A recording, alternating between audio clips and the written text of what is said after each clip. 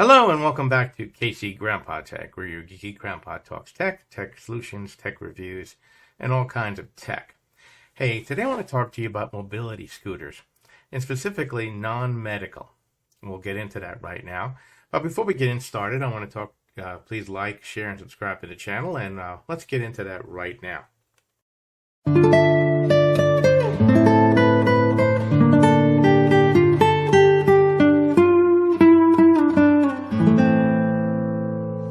So basically there's two grades of scooters. One is a medical grade and one is a non-medical grade. Obviously the medical grade is paid by insurance and is made to hold a person up and help them get around in all kinds of situations. And they come in various sizes, various weights, and they run in the thousands. Now, the non-medical grade ones are basically for people who need a scooter to get around, but not all the time. For instance, in my particular case, I can't walk a long distance, neither can my wife, because of operations and things like that. So for us going to an amusement park, we usually rent a scooter. But the problem lies in that going from the parking lot to there, that long walk is difficult for us. So I had to find a solution that would work for us. And there are many, many grades of individual scooters, but we've happened to come upon the iRIDE S26. So I'm going to get into that with you right now. I'm going to show you some basic features, and I'm going to go over it manually and tell you what I found. Some good parts about it, some bad parts. But the main thing is it's less than $1,000, and that helps. So this is the iRIDE 3 model S26. We picked them up because we needed a non-medical grade scooter, but we wanted something very light, very easy to put in the car. So let me show you some things about it, and I think you'll find it quite easy. Now, first thing, you can order an optional basket with it, which you just can lift off. Now, it is large enough, basket, that you can order a spare battery, and this is the battery, and we'll get into that right in a minute. You can put that right in there and have one. The basket comes easily off, and everything is straight off. You've got your secondary brake, and you have your control. You have a hand brake and a manual brake, which is your backup brake. Over here, you have your control panel and speed control, which is activated by moving either this here, back and forth, or by pushing it on here. You have a plus and minus on your speed levels, and you do have an optional light in the back for the unit. This is a very simplified unit. Now, when you want to pack it and put it in your car, you just basically lift the seat off. I have removed the battery, as you saw. The battery goes right here. And then you can fold up this bar. I would put it down all the way, then lock it. And now it's very light. It's made out of aluminum and easy to put away. Now, when setting it up, it's very simple also. In here, you have your slot for you putting your seat. Now, and one of the things we'll be showing you is the carton that they are using right here, you can see it, is not a good design at all. And the reason is, when you can put that in here into that slot, it can actually get wedged on the inside, and you're going to have a heck of a time getting it off. So what I recommend is putting a washer in there. I'll show you my updated version a little later on. Now, again, to set it up is very simple, but we'll get into that in a second. Now, as you can see, it has the backup brake, which you can use to use your foot. But see if you can see that. you can see that it presses down on the actual tire. So that's not the greatest design, but as a backup brake, that's fine.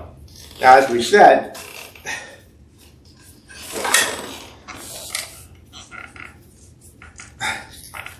you have here your handbrake, which also has a locking mechanism, which you can, if you squeeze down hard and press the pin, you're able to lock that pin down in there.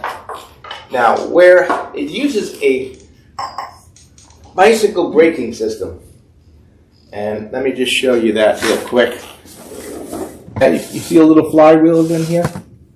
All right. Those are your braking systems. And there's two of them, one on each side. So when you pull down on that handbrake, you're basically using it just like a brake on a bicycle. And that squeezes and holds it just like that.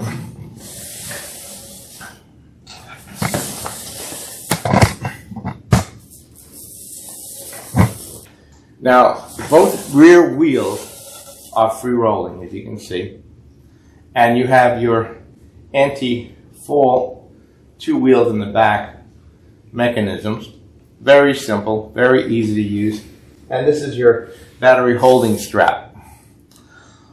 The entire unit is powered by a motorized wheel, and you can see that right there.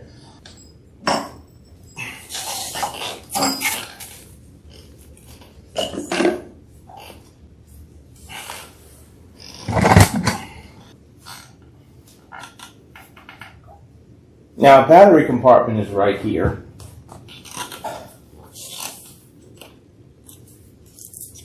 As you can see. And the battery itself is very lightweight.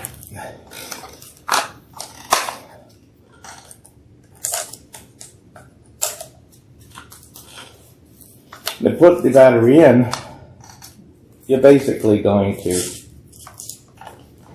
drop it in place. And it's a polarized plug.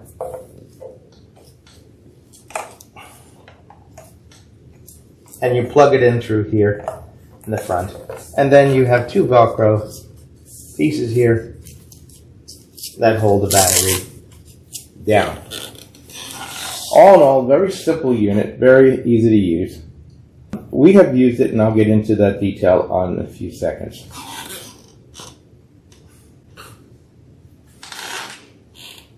So overall, for a $900 scooter, it's quite good. We used it all day at Universal from 8 a.m. to 3 p.m. and that's when we headed back to the garage, and we were only about halfway through the battery. So it looks like it would last the whole day. It's supposed to be rated between 10 and 13 miles usage. It is front-wheel driven, so it does have some limitations. It does have a anti-tilt wheels in the back. I showed you those. It uses a bike braking system, which are connected to the rear wheels, and the whole unit is freewheeling. It does not have a backup motor, and the backup brake is in the front where you could press your pedals down, and that will put pressure against the front wheel, slowing you down. We did notice that when we were going downhill, it can build up a little bit of speed. Now, the positive is very lightweight, and as long as you take the time either to carefully put that pin in, putting the front seat is not that difficult, and it is adjustable. The battery itself has no security switch. Unlike some scooters, you have a switch or key that you lock out the unit. This does not. So you'll need to either somehow disable your unit to prevent it being stolen, or unplug the battery or something. It's a simple system. It's in the back. There's an on-off switch. You turn on the battery and you're ready to go. All in all, we like it. For $900, it does our job. Okay, we have a hard time walking from the parking lot there, or when we go to amusement parks, or we go someplace and it's a long walk. That really makes it easy to use, and I would give it basically a 7 out of 10 for a scooter. Where it could be better, Again, it should have a security key. The way the seat goes in, it should have a better pin system, prevent it from accidentally locking in there. The battery should have a better way of being secured. That Velcro is a little bit less than desirable, but for speed, for mobility, for long-lasting battery, I have to say, excellent. So this is my review of the iRIDE S26, low-cost, non-medical scooter. I hope you'll enjoy the scooter. I hope you enjoyed this review. Please like, share, and subscribe to the channel. I'll be back with more reviews, more information on tech in the future. Thank you, and have a great day.